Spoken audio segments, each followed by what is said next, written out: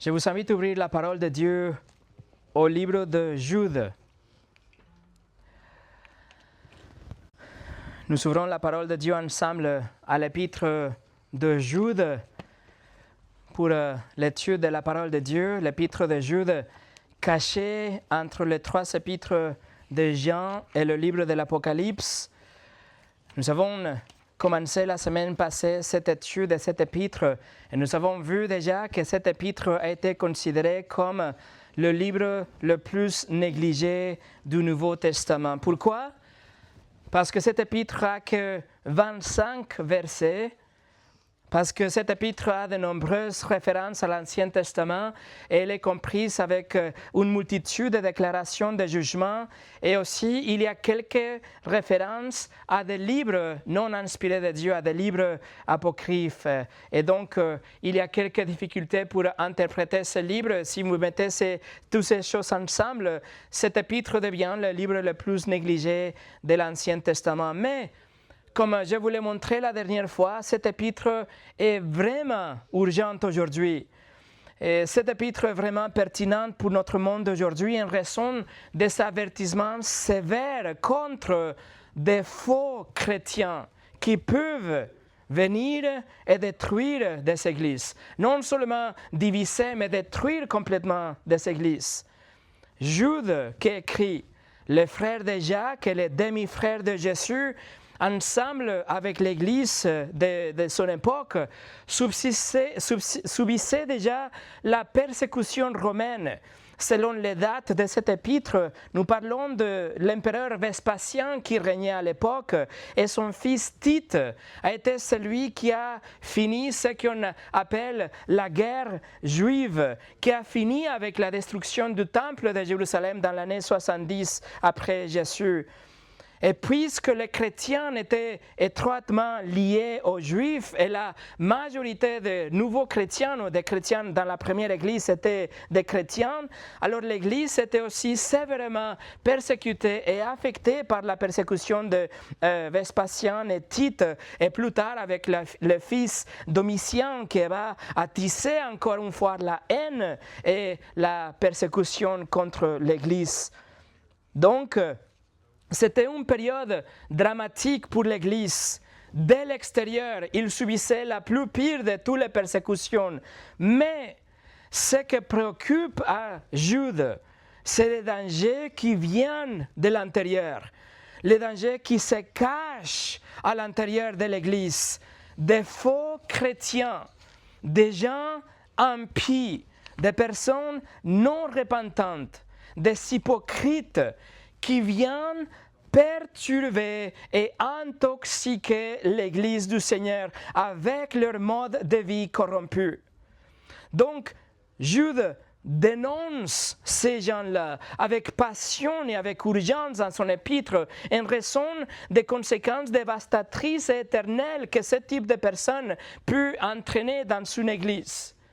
Mais d'abord, ce que nous allons voir aujourd'hui, d'abord, il commence avec une salutation où il va établir un contraste clair entre les vrais chrétiens et les faux convertis.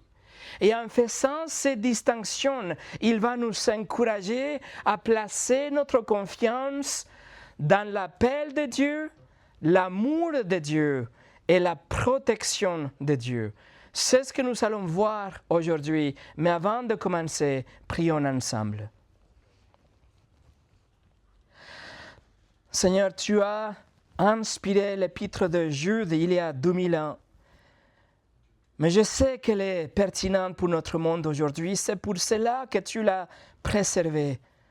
Alors Seigneur, s'il te plaît, alors que nous ouvrons ces 2 premiers versets de cet épître, Seigneur, que ta parole agisse puissamment dans notre cœur et nous rappelant de notre identité en toi et que ceux qui ne te connaissent pas que soient interpellés par ton amour et par ta grâce et que tu les accordes aujourd'hui la repentance et la foi en Jésus. Seigneur, bénis comme tu le fais toujours la prédication de ta parole. Au nom de Jésus. Amen. Et mon message d'aujourd'hui s'appelle « Appeler, aimer et garder ». Et nous allons lire Jude, verset 1 et verset 2, que ça va être notre texte d'étude aujourd'hui. Donc, lisons ensemble Jude, verset 1 et verset 2. Jude écrit, « Jude, esclave de Jésus-Christ et frère de Jacques, à ceux qui ont été appelés, qui sont aimés en Dieu le Père et gardés pour Jésus-Christ, que la miséricorde, la paix et l'amour vous soient multipliés. » Après sa brève présentation en tant qu'un esclave de Christ et en tant que le frère de Jacques, comme nous avons étudié la semaine passée, et d'ailleurs, je vous encourage vivement à consulter les messages passés si vous n'étiez pas ici, car ça va vous donner vraiment le contexte de cet épître. Jude nous dit qui sont les destinataires de sa lettre dans la 12e partie de verset 1. Puis, il est béni avec une prière courte au verset 2. Alors, cet épître, mes amis, qu'on va étudier, que nous sommes en train d'étudier, n'était pas dirigé à une église en particulier, mais c'était censé être une épître collective. C'est-à-dire que Jude l'a écrit et l'a envoyé à une congrégation. L'épître était lue dans la congrégation, après elle était copiée et partagée avec une autre congrégation. C'était une épître qu'on appelle universelle pour toutes les églises de l'époque. Mais comme elle a été préservée pour nous, nous pouvons être confiants que c'est une épître pour nous aussi. C'est une épître qui a été écrite pour tous les chrétiens de tout le temps, sans limitation de lieu ni de temps. Donc, il écrit à l'Église, mais regardez comment il va identifier les destinataires de son épître. Par exemple, Pierre, quand il écrit la première épître de Pierre, il écrit « aux exilés ». C'est comme ça qu'il identifie le destinataire Pierre. Ou Jacques, par exemple, quand il écrit son épître, il dit « aux 12 tribus » qui soient dans la dispersion. Ou Paul, quand il écrit ses épîtres, il écrit à l'église des Thessaloniciens. C'est comme ça qu'il identifie le destinataire de ses épîtres. Mais Jude, comment est-ce qu'il identifiait les croyantes? Il utilise 3 termes qui sont vraiment chargés théologiquement. Il dit, cet épître est dirigé aux appelés, aux aimés et aux gardés. C'est comme ça que Jude identifie les croyants aussi, ici. Alors j'espère que vous avez pris 5 minutes cette semaine, comme je vous ai invité le dimanche passé, que vous avez pris 5 minutes cette semaine pour lire la totalité de l'épître. Ça prend 5 minutes, vraiment, 25 versets. Et alors que vous avez lu l'épître, vous avez trouvé plusieurs triades ou triplets tels que ce qu'on voit dans le verset 1, les appeler, les aimer et les garder. Et donc, c'est comme ça que nous allons diviser notre étude aujourd'hui à travers les versets 1 et les versets 2. Nous allons voir les appeler, les aimer, les garder. Et numéro 4, le béni aussi à la fin. Donc, numéro 1, les appeler. Regardez la 2e partie du verset 1. Verset 1 nous dit, Jude, un esclave de Jésus-Christ et frère de Jacques, à ceux qui ont été appelés, qui sont aimés en Dieu le Père et gardés pour Jésus-Christ. Alors, inspiré par le Saint-Esprit, Jude choisit ces mots avec beaucoup de soin. Il utilise 3 verbes passifs qui sont vraiment importants, non seulement parce que c'est qui vous êtes, c'est-à-dire nous tous ici dans cette pièce, si vous êtes un chrétien aujourd'hui, c'est ça qui vous êtes, c'est votre identité en Christ. Mais aussi ces 3 verbes vont donner le ton à toute l'épître. Donc, il faut prêter votre attention, il faut lire, il faut entendre attentivement. J'ai mentionné la semaine passée que nous allons voir aussi tout au long de cette série qu'il y a beaucoup de citations, de références à l'Ancien Testament. Et ces trois appellations merveilleuses ne font pas l'exception. Alors, je vous invite à garder votre doigt ici, vous mettez un marque-page et nous allons reculer au livre d'Ésaïe, chapitre 43. Ésaïe 43, et nous allons faire plusieurs allers-retours. Donc vous pouvez laisser un marque-page là et votre doigt ici. Ésaïe chapitre 43. Ésaïe 43, et comme j'avais déjà dit dans une autre prédication, je vous invite à apporter votre Bible en papier, comme ça vous pouvez tourner les pages avec nous tous. Ésaïe 43. Il faut savoir que Ésaïe 42 jusqu'à Ésaïe 53, tous ces chapitres, nous les appelons les cantiques du serviteur.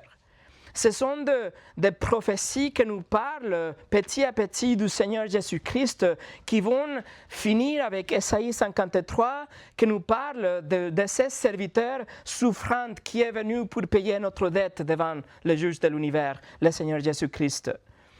C'est très intéressant que ces trois termes que Jude utilise sont appliqués au peuple de Dieu dans les prophéties d'Ésaïe, dans ces chapitres. Mais Jude les applique à l'Église. Et il dit, vous mes frères, vous mes sœurs, vous êtes appelés, aimés et gardés. Donc la première chose, appelés, regardez Ésaïe 43, verset 1.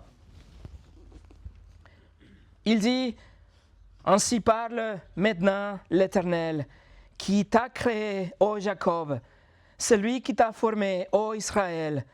Ne crains rien, car je te rachète. Je t'appelle par ton nom. Tu es à moi. Dieu, comme vous le savez, mes amis, Dieu a choisi Jacob pour que ce soit à travers lui que Dieu va continuer à bénir et à accomplir la promesse qu'il avait faite à Abraham.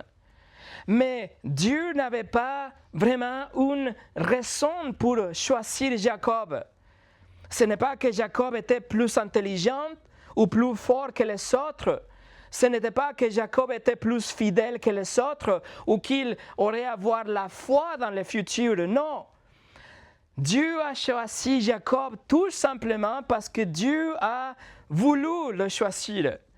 Il a tout simplement voulu l'appeler.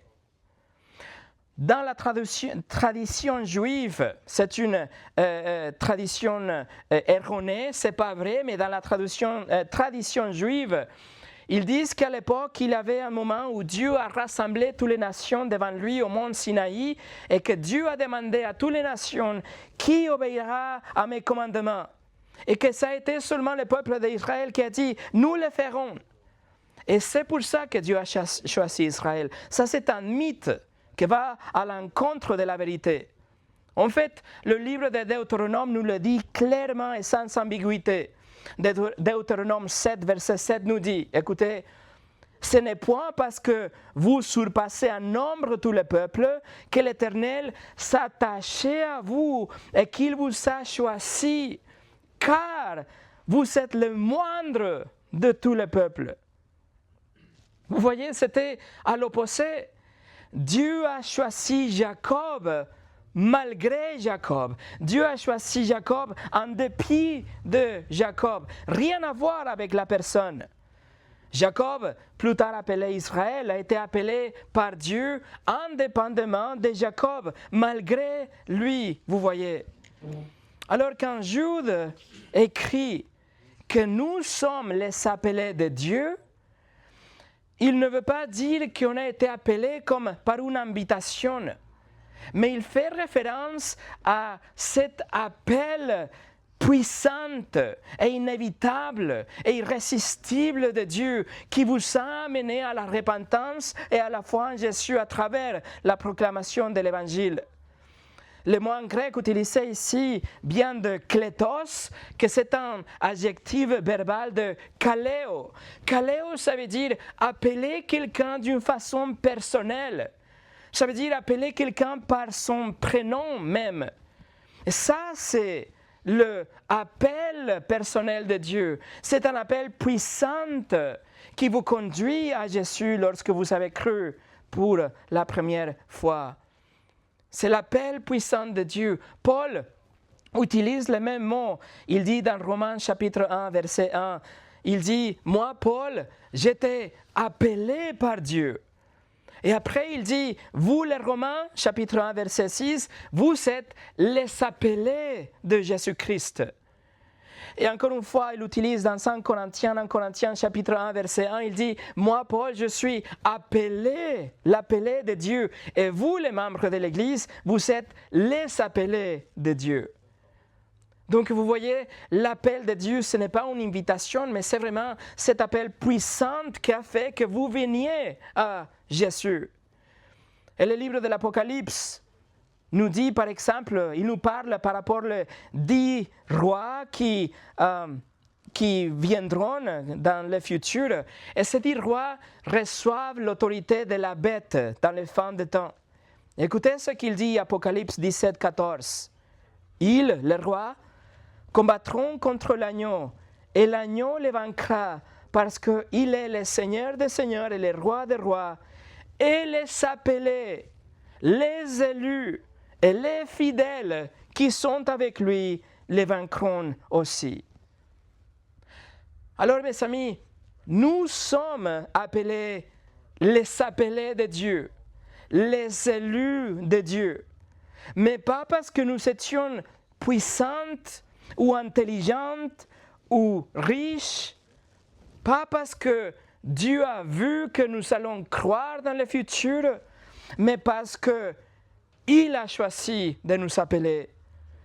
Ce n'est pas parce que nous allons aider ou nous avons aidé des autres qu'il nous a appelés. Non, Dieu a tout simplement décidé de vous appeler. Et c'est là même avant que le temps n'existe.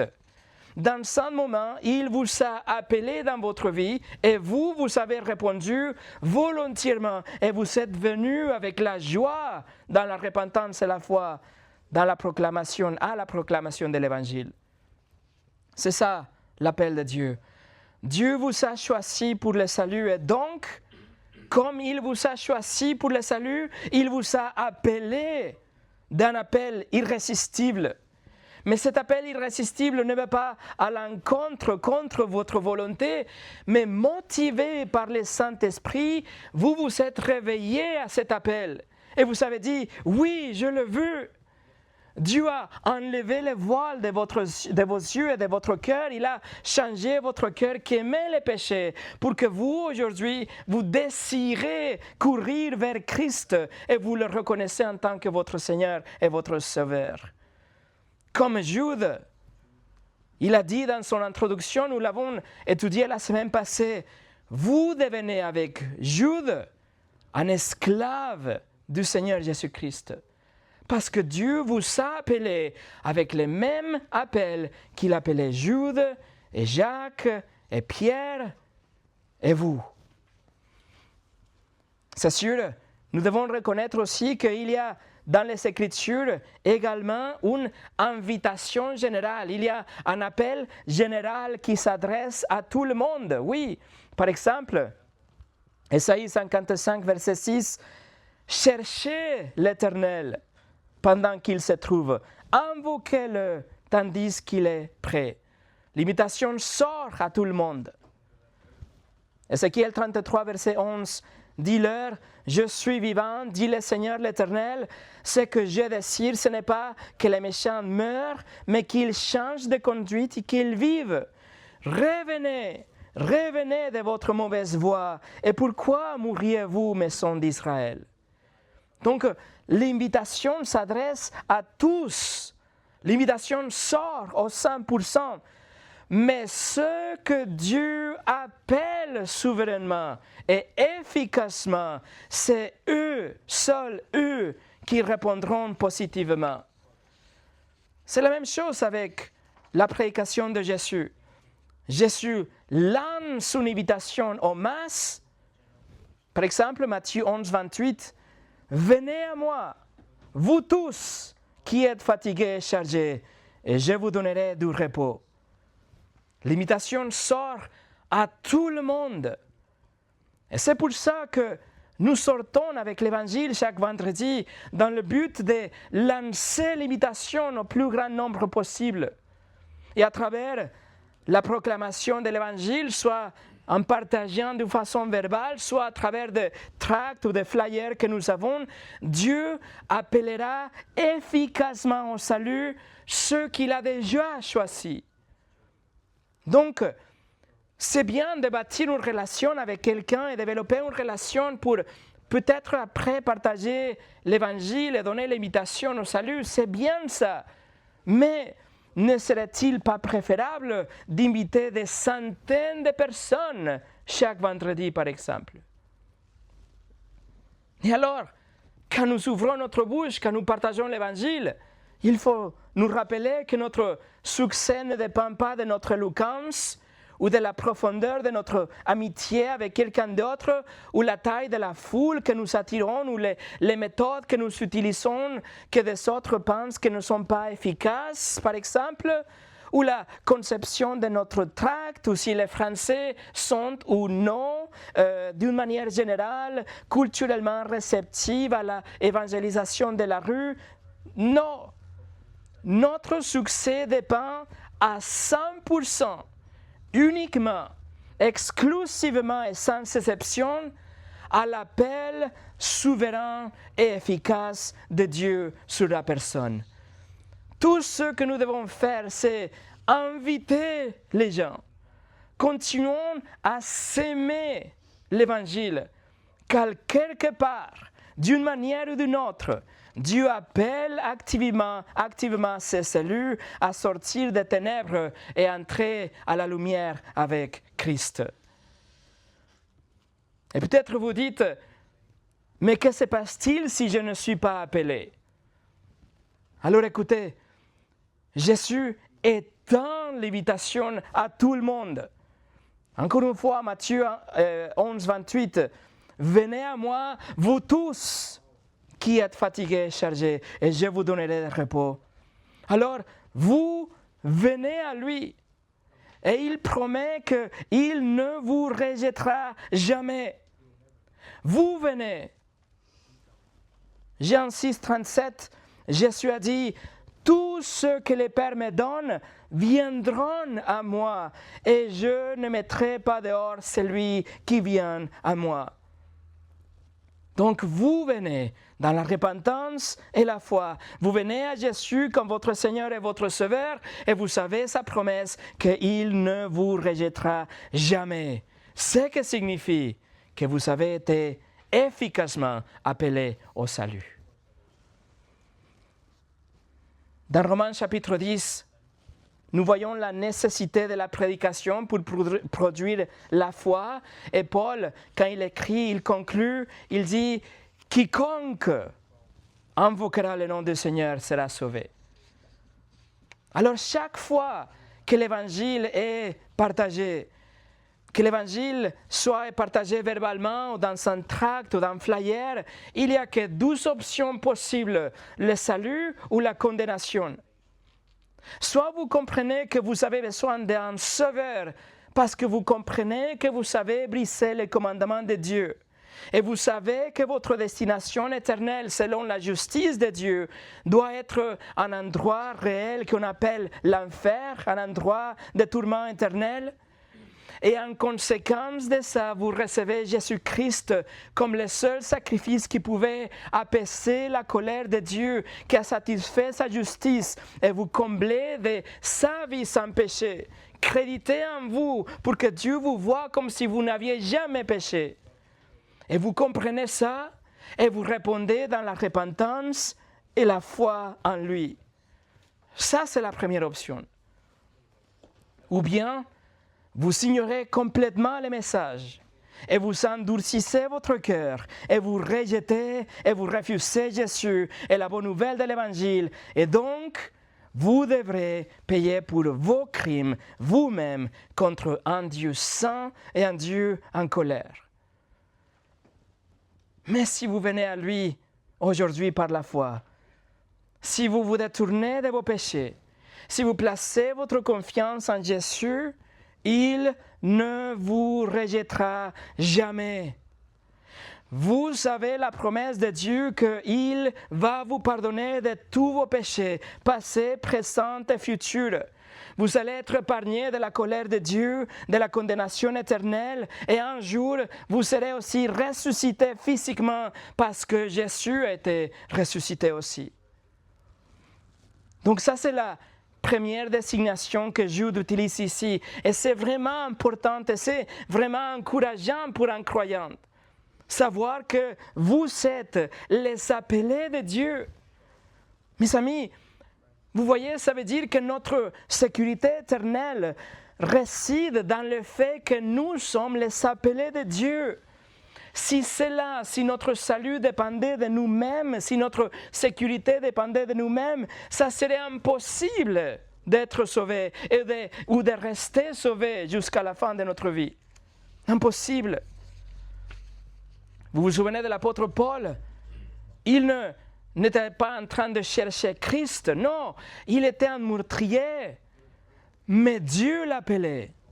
Rien à voir avec la vie de Paul, rien à voir avec son parcours en tant qu'un meurtrier, mais il a été appelé par Dieu et il est venu d'une façon joyeuse et il a donné sa vie au service du Seigneur.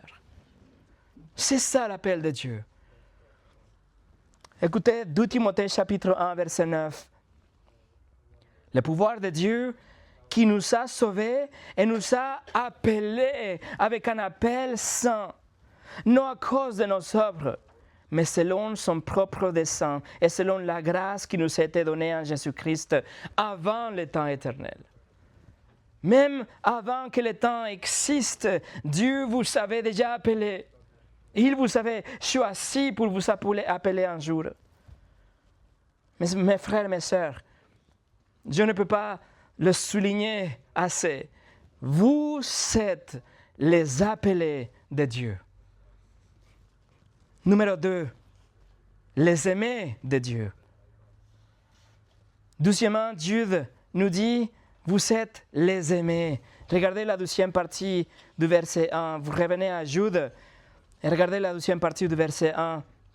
Jude dit à ceux qui ont été appelés, qui sont aimés en Dieu le Père, gardés pour Jésus-Christ. Ça peut être que votre Bible dit sanctifier en lieu de aimer.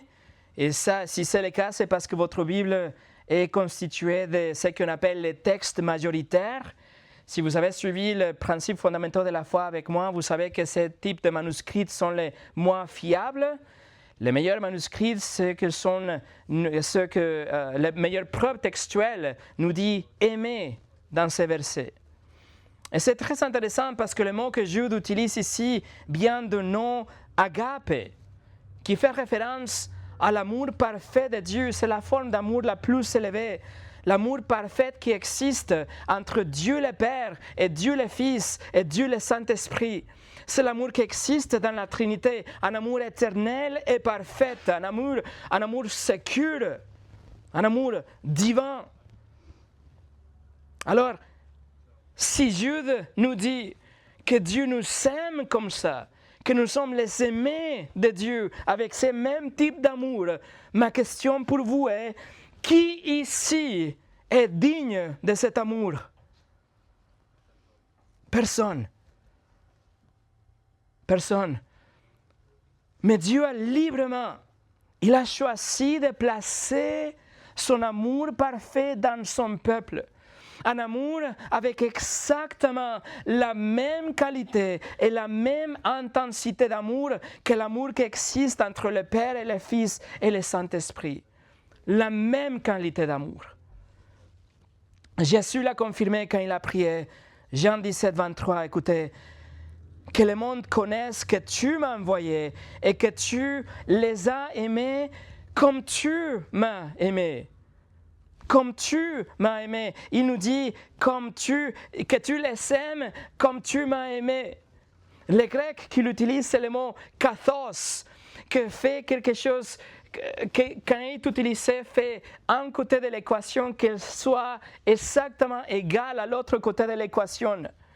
Il nous dit, l'amour avec lequel tu m'aimes, que ce soit exactement l'amour avec lequel tu aimes ton peuple. C'est exactement le même amour, mes amis, l'amour que nous recevons du Père, que l'amour que Jésus reçoit du Père. Et Dieu a choisi d'aimer son peuple juste parce qu'il a choisi. Il aime ceux qu'il a choisis. Et ceux qu'il a choisis, il les aime. Et ceux qu'il aime, il les appelle au salut. L'appel de Dieu et l'amour de Dieu sont étroitement liés un avec l'autre. On le trouve ensemble dans plusieurs endroits dans les Écritures. Par exemple, Osée chapitre 11, verset 1, écoutez. Quand Israël était jeune, je l'aimais et je l'appelais mon fils. Juste comme avec l'appel de Dieu, l'amour de Dieu pour vous ne repose sur rien en vous. Nous sommes tous, tout simplement, des simples pots d'argile. Rien d'extraordinaire, ordinaire, peu intéressant. Mais il a choisi de déverser son amour parfait en nous, sans aucune autre raison que son libre choix. Il a voulu le faire. Il a pris du plaisir en déversant son amour en nous, son peuple. Et en fait, son amour pour nous remonte à l'éternité passée. Le verbe que Jude utilise ici, c'est un verbe parfait, ce qui indique que c'est une action qui a commencé dans le passé, mais qui continue aujourd'hui et qui va continuer vers l'avenir aussi. C'est-à-dire, mes amis, comprenez qu'avant Genèse chapitre 1, verset 1, avant que la création existe, avant que nous ayons fait quelque chose de bien ou de mauvais, et même pendant que nous étions des rebelles et morts dans nos péchés, Dieu nous a aimés. Et il nous a aimés avec un amour parfait, et c'est pour ça qu'il vous a choisi. Et c'est pour ça qu'il vous a sauvés d'une condamnation éternelle et certaine. Romains chapitre 5, verset 8. Dieu prouve son amour envers nous en ce que lorsque nous étions encore des pécheurs, Christ est mort pour nous. Mes amis, c'est grâce à cet amour incroyable que Dieu a envoyé son Fils pour mourir pour nous, afin que nous puissions être avec lui pour l'éternité.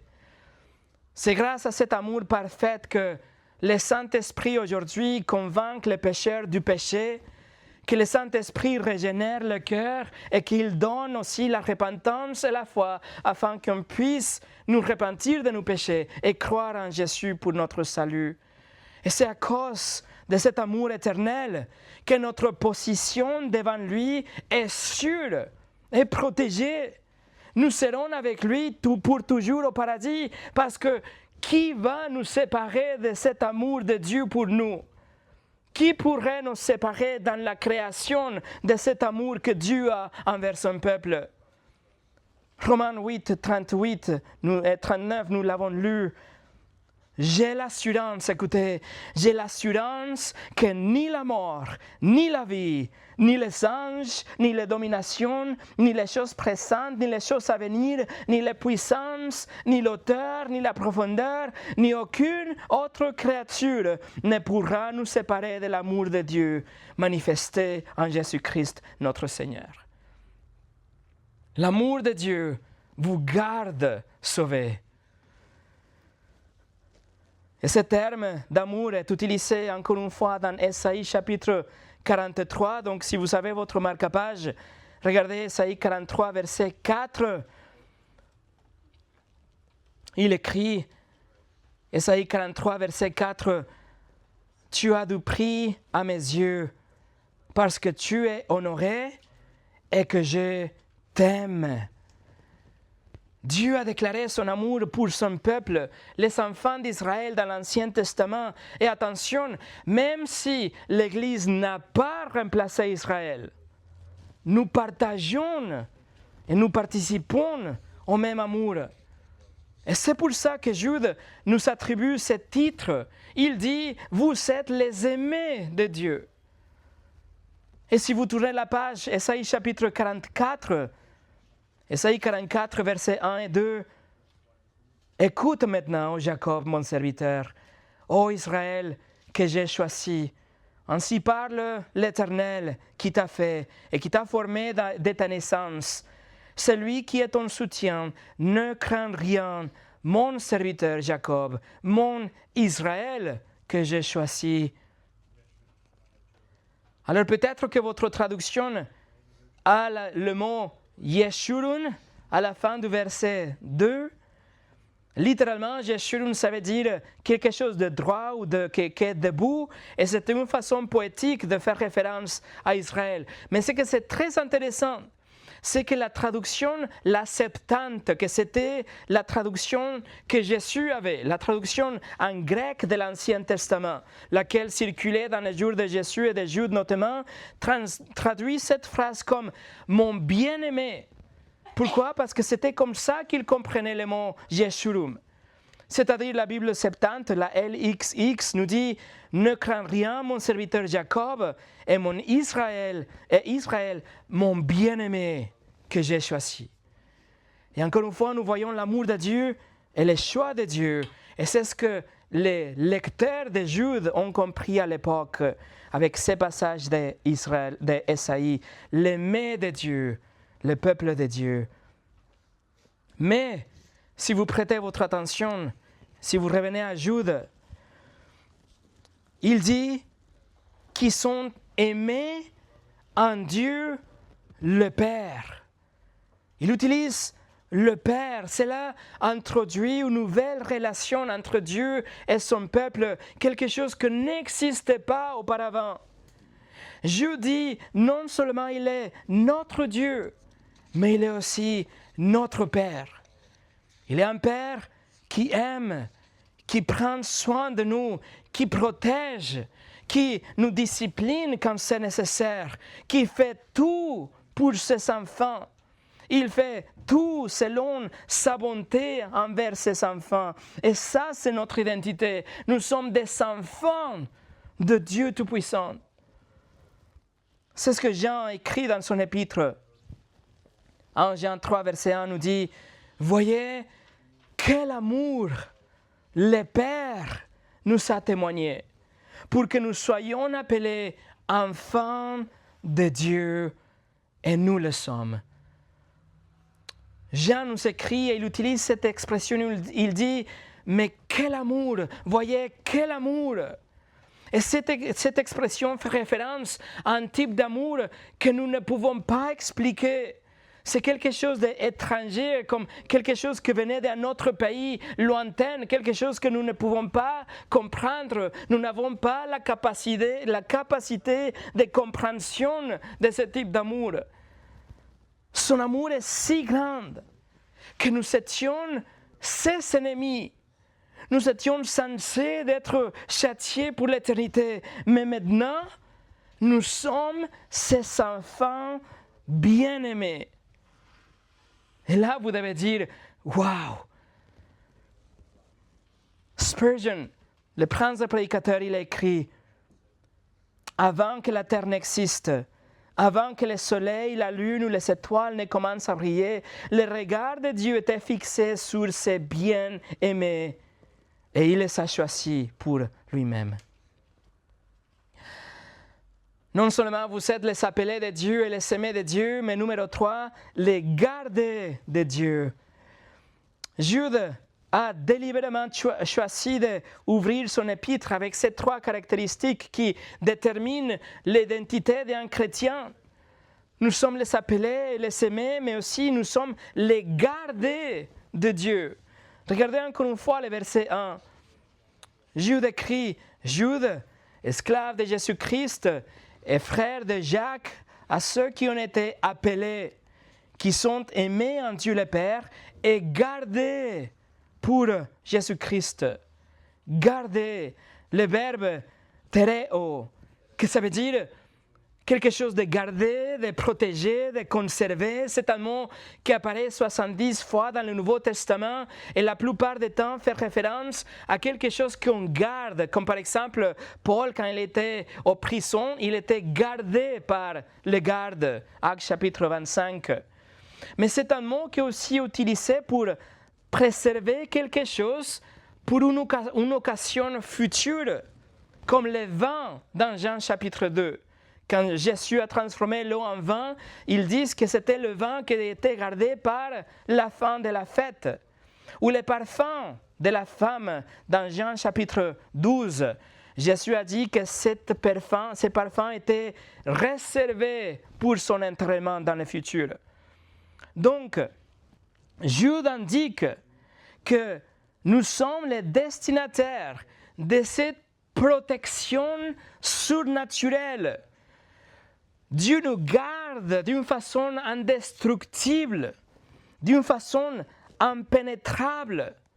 Dieu nous garde et nous protège pour la venue de son Fils Jésus-Christ. Autrement dit, mes amis, le pouvoir de Dieu vous a gardé, vous a sauvé et vous gardera sauvé jusqu'à la fin, afin que le jugement de Dieu passe sur vous et pas en vous. Vous allez être à la fin un cadeau d'amour que Dieu le Père donne à son Fils Jésus, l'épouse, l'Église.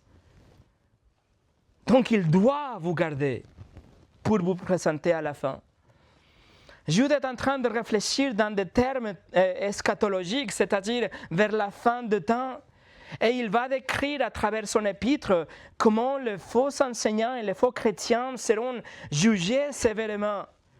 Mais il nous dit, il affirme, mais vous êtes gardés de jugement, vous êtes protégés de tout jugement, vous êtes en sécurité jusqu'à la fin de votre vie, jusqu'à la fin, le retour de Christ en fait. Pierre écrit aussi par rapport à notre héritage éternel dans 1 Pierre chapitre 1 verset 5, il dit « Vous les croyants, par la puissance de Dieu, vous êtes gardés par la foi pour le salut, prêt à être révélé dans les derniers temps. » Paul prie aussi pour la plénitude du salut et il utilise les mêmes mots que Jude utilise en Thessaloniciens chapitre 5 verset 23. Que le Dieu de paix vous sanctifie lui-même tout entier et que tout votre être, votre esprit, votre âme et votre corps soient conservés, irréprochables, lors de l'avènement de notre Seigneur Jésus-Christ. Alors mes amis, c'est un espoir, c'est quelque chose qui nous donne l'assurance vers la fin des temps. Nous avons l'assurance de notre salut. Nous sommes en sécurité parce que c'est Dieu lui-même qui est en train de nous garder dans la foi. C'est lui qui nous tient fermes pour Jésus-Christ. Vous êtes réveillés aujourd'hui, vous avez cru en Jésus toujours comme hier. C'est parce que Dieu vous garde sauvés. Et il va vous présenter sauvé à son Fils à la fin aussi. Et cette fait d'être sauvé, d'être gardé, c'est une référence qui vient d'Ésaïe aussi, chapitre 42.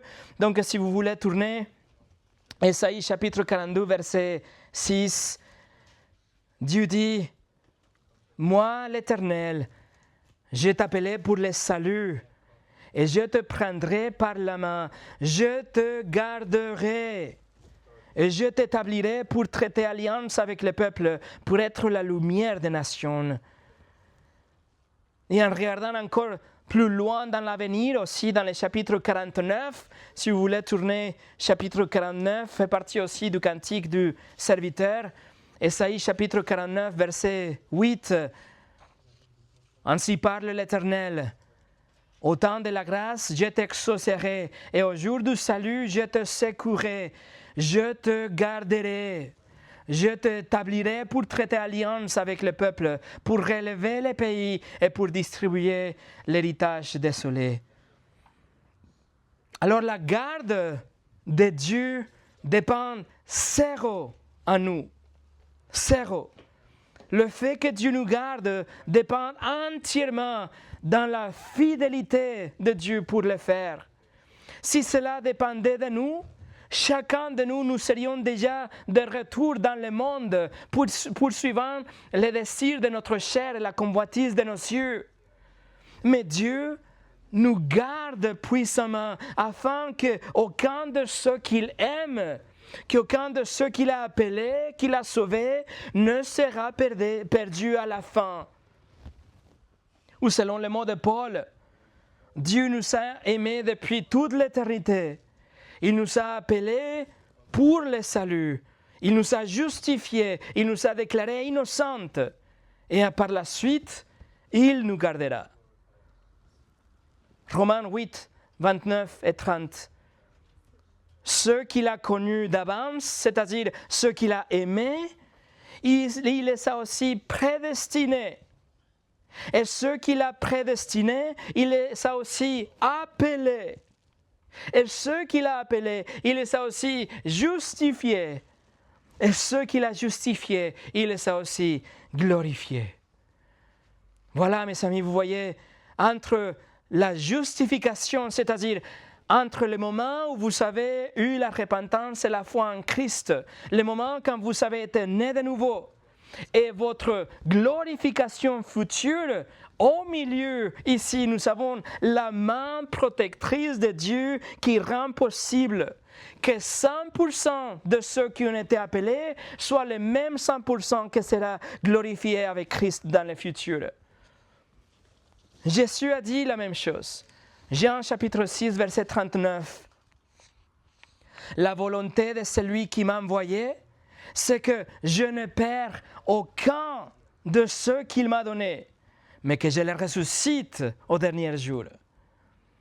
Si un de ceux que Dieu avait aimés se perdait à la fin, alors Jésus aurait échoué dans la volonté de son Père. Il serait un sauveur pas fiable, incapable, quelqu'un pas digne de confiance. Et pensez à ça, s'il pouvait perdre une personne, il pouvait prendre plusieurs, voire tous. Par contre, notre sécurité est garantie parce que nous sommes gardés par le pouvoir de Dieu, la puissance de Dieu que ne peut pas échouer. Jésus l'a déclaré avec toute son autorité. Il a dit dans Jean chapitre 10, versets 28 et 29, il a dit « Je leur donne la vie éternelle, et elles, mes brebis, elles ne périront jamais, et personne ne les ravira de ma main. Mon Père qui me l'a donné est plus grand que tous, et personne ne peut les ravir de la main de mon Père. » Alors, mes amis, nous pouvons dormir en paix, car nous sommes gardés par la puissance de Dieu. Et pour finir, numéro 4, nous sommes aussi les bénis de Dieu. Regardez encore une fois Jude, et maintenant regardez le verset 2. Jude nous a rappelé notre identité. Il nous a dit que nous sommes les appelés, les aimés et les gardés par Dieu. Et maintenant, Jude va terminer son introduction par une petite prière. Il dit au verset 2 que la miséricorde, la paix et l'amour vous soient multipliés. Miséricorde, paix et amour. Voilà une autre triade que nous trouvons dans l'épître de Jude. Nous avons déjà reçu la miséricorde de Dieu, nous avons déjà reçu la paix et l'amour de Dieu. Mais ce que Jude aimerait bien, c'est qu'ils soient multipliés à cause de ces épreuves et de ces tests qui arriveront à l'Église. Ils seront confrontés par des faux chrétiens de l'intérieur de l'Église. Et donc il dit que l'amour, que la paix, que la miséricorde soient multipliés, car vous avez besoin de ça. L'Église est affligée. Elle a donc besoin d'une miséricorde multipliée. Des faux chrétiens tentent de perturber leur relation à l'intérieur de l'Église et leur relation avec le Seigneur. Donc, ils ont besoin d'une paix multipliée. Et l'Église peut être divisée. Leur cœur peut se détourner du Seigneur ou détourner des uns et des autres. Donc, ils ont besoin que leur amour soit multiplié. Mais la première chose dont nous devons être conscients est de l'incroyable richesse que nous avons dans notre identité en Christ. C'est la seule image qui compte. Et voilà, mes amis, Jude ne veut pas que nous nous précipitions dans sa lettre sans réfléchir et comprendre et assimiler, saisir le poids de notre identité en Christ. Ces trois adjectifs, trois noms que nous avons vus aujourd'hui. Alors, s'il vous plaît, ne vous précipitez pour quitter cette pièce aujourd'hui. Ne vous précipitez pour démarrer une autre semaine. Ne vous précipitez pour continuer votre vie chrétienne sans s'embrasser d'abord et louer Dieu à cause, en raison de votre identité. Réfléchissez à votre appel, le fait que vous êtes aimé et le fait que Dieu vous garde. Vous voyez, mes amis, un chrétien n'a pas le droit de vivre triste, d'être malheureux. Si vous comprenez votre identité, si vous saisissez que vous êtes appelé, aimé et gardé par Dieu, tout va changer dans votre vie. Et cette identité ne vient pas de l'extérieur, mes amis, mais c'est la grâce de Dieu. Et comme ça vient de Dieu, ça veut dire qu'elle ne va jamais changer. Alors, priez pour la miséricorde, priez pour la paix, priez pour l'amour, que tout ça nous soit multiplié. Et ça va être que là, alors que nous serons prêts pour confronter les faux enseignants ou les faux chrétiens qui seront décrits dans notre lettre par la suite. Mais aujourd'hui, soyez bénis et soyez comblés et reposez sur ces trois mots qu'on a étudiés aujourd'hui. Appelez, aimer et garder. Prions.